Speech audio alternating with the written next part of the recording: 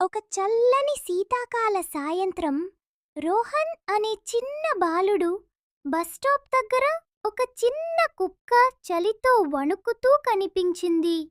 దాని రోమాలు తడిగా ఉన్నాయి, కళ్ళలో భయం.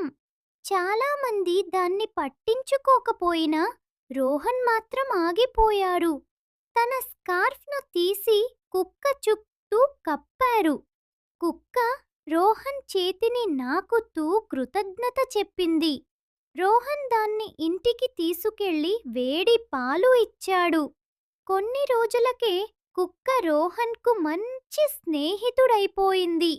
స్కూల్ గేటు వద్ద, ఆట స్థలంలో, మార్కెట్కి వెళ్ళినా అది రోహన్ వెంటనే ఉండేది. ఒక్కరోజు రోహన్ జారిపడి గుంటలో పడిపోయాడు. అప్పుడు కుక్క దగ్గర పనిచేస్తున్న కార్మికుల వద్దకు పరుగెత్తి గట్టిగా మొరుగుతూ వారిని తీసుకొచ్చింది.